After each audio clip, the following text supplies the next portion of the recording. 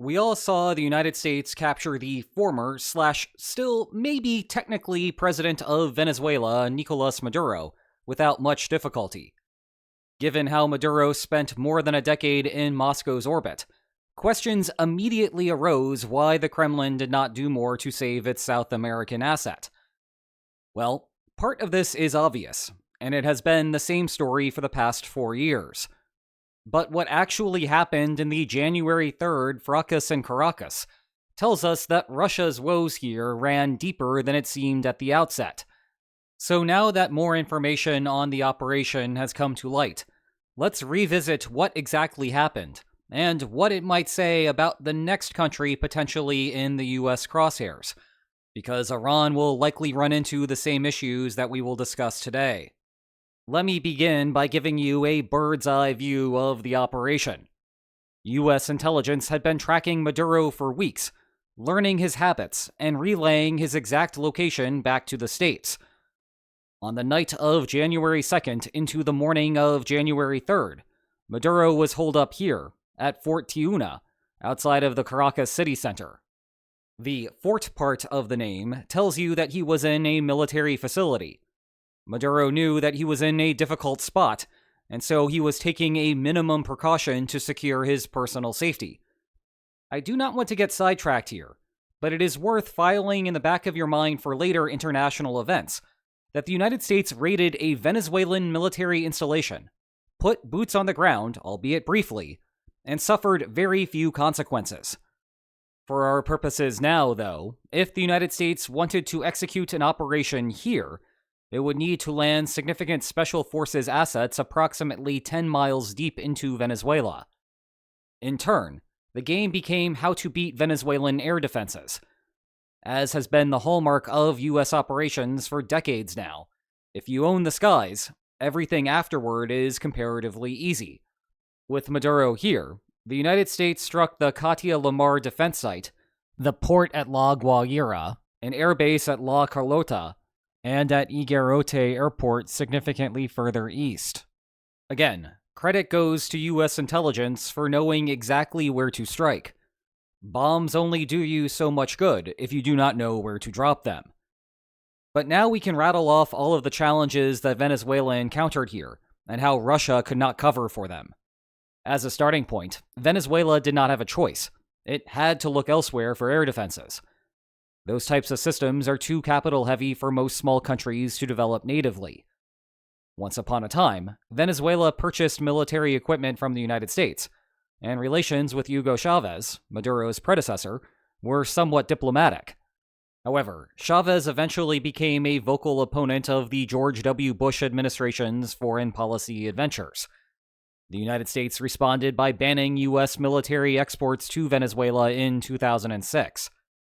That pushed Venezuela to establish a defense partnership with Russia in 2009. Maduro stuck with this partnership following Chavez's death, thus setting the stage for recent events. Let's zoom out for a second. The Russian arms export industry tends to run on credit. Countries that cannot afford to purchase modern systems instead receive weapons from Moscow and then pay back their debts over time. When it works, the system is great for Russia. The oil and gas industries bring significant capital reserves into the country. Russia uses the free-flowing capital to invest in the arms industry to construct a surplus of weapons. Then, by further extending lines of credit, the Kremlin can sell to more countries than would be the case otherwise. Russia ends up richer and more powerful as a result. Richer because it turns energy receipts into a long-lasting revenue stream, and more powerful because the Russian arms industry grows to proportions impossible if it lived in a vacuum. That type of thing would be useful if, say, one day you decide to invade a neighboring country. And being in debt to Russia is not always a bad thing for the client. It gives Russia skin in the game. If the client is about to fall apart, then so too might the Kremlin's revenue stream. As such, the Kremlin has an incentive to provide emergency aid to prop up its investment.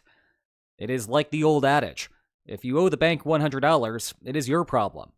But if you owe the bank $100 million, it is the bank's problem. However, that is about where the client's leverage ends. And if Russia is facing another emergency that dwarfs the debt, then the client will be hard-pressed to get help. For example, again, purely hypothetically, imagine that Russia decides to invade a neighboring country. If the war evolves into an attritional nightmare, the Kremlin will have to start pointing as much metal to the front lines as it can. Now, if I were a rich client of Russia's, I might still have some sway here to ensure that I receive my arms exports. I have cash on hand, and that cash does not go to Russia unless Russia makes good on its promised deliveries. In that light, even a metal-starved Russia has a strong incentive to meet my demands. If Russia delivers as promised, it receives a capital infusion from me, which would allow its military planners to further build out their weapons production infrastructure. That is good for Russia's underlying war effort. Moreover, any concerns that the Kremlin has about short-run power losses would be offset by the higher prices that officials could command out of me. In contrast, if I were a poor client of Russia's, I do not have much in the way of options now. Russia prefers to use the capital from its energy industry to fuel its own war effort. My promises to pay substantial sums of money over the long run are not as persuasive here. Well, perhaps, dear listener, you realize that this is not some mere hypothetical.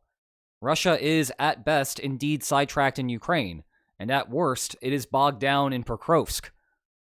I think it is worth taking a brief digression here to note that Venezuela's weakness was a direct result of Western support for Ukraine.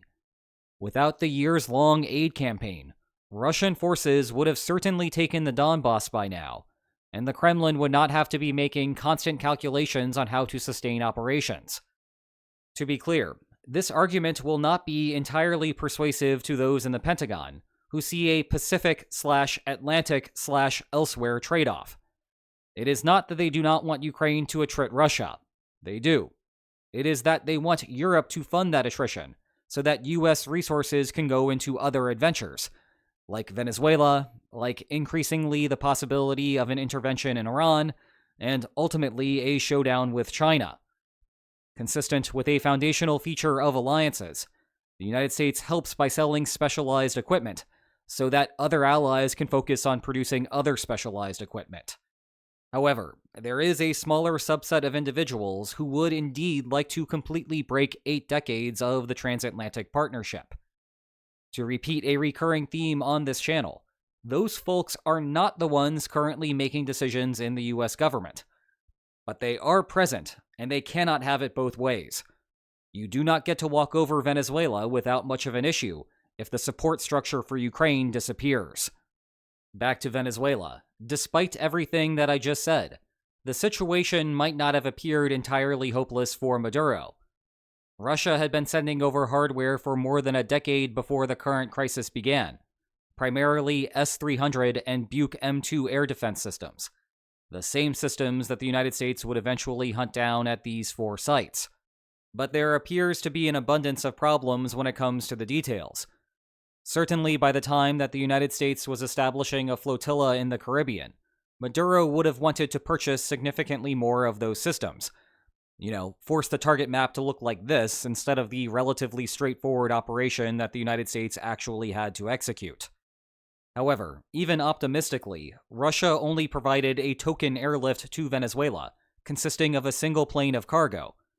Under normal circumstances, even that would have been taxing for the Kremlin, with European airspace shut down, Syria no longer being the beacon of safety for Russia that it once was, and more conventional sea-based shipments liable to receive an unscheduled stop by US sailors. But when the second half of 2025 saw Russia's energy infrastructure pounded to apparent oblivion, the Kremlin did not have the systems to spare. Thus, Venezuela received the aforementioned token help, and the target map indeed looked like this. Still, the issue was not just about quantities of hardware.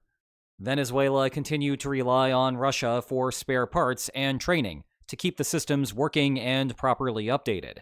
And guess what? After the invasion of Ukraine began, the parts and training also got diverted to Russia's near abroad. Now, that said, Russia still gets value from wreaking general havoc on the Western alliance system. We are a world at war after all. As such, in the event of sustained U.S. operations in Venezuela, no doubt Moscow would have brainstormed various ways to make Washington's life difficult, even if heavy metal was not forthcoming. But in a twist of irony, the United States engaged in a 3-hour special extraction operation. The Kremlin had no time to respond to that particular phase of the conflict, because it was over before anyone in Moscow really understood what was happening. It was exactly the game plan that Russia had in mind for the special military operation in Ukraine: depose of the government in Kyiv before Europe would have the opportunity to respond, and then force the West to accept the new status quo. Of course, this may not be the end of the story here. Maduro's successor, or acting president as she calls it, Delcy Rodriguez, has formed a temporary truce with Trump. Moscow has undoubtedly held many alternative brainstorming sessions now. The trouble is that if the United States maintains a stranglehold over Venezuela, there is not much that Putin could do to help Rodriguez, presupposing that she would want to pursue that route. Aware of all of Russia's incentives and limitations, the United States had one more card to play here. A surprising aspect of Operation Absolute Resolve is that Venezuela did not have its air defenses operational at the moment of truth. I have seen some analysts suggest that either Venezuela was not ready for the American operation, or that Maduro was not taking the U.S. deployment to the Caribbean seriously. I do not think that either of these is the right interpretation of what happened. Rather, the United States understood that Venezuela had limited resources, and further resources that could not easily be repaired or replaced. Once the USS Ford and Company arrived in Venezuela's orbit, Maduro faced one of two bad options.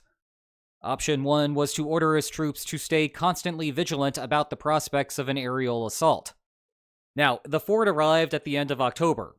More than 2 months had elapsed by the time of the actual operation. And you could go further back to late August, when earlier assets started arriving in the region, as the point where Maduro would have needed to begin this strategy. Either way, somewhere between 2 and 4 months of active vigilance would begin to take its toll on soldiers. And the equipment? Rolling it into and out of position, exposing it to weather damage, and just running basic tests would eventually degrade everything. And remember, with Russia sidetracked, there was no resupply coming. In contrast, option 2 was to basically tuck everything away. At least under those circumstances, even if you were caught off guard, the equipment's housing may be able to absorb some of the damage.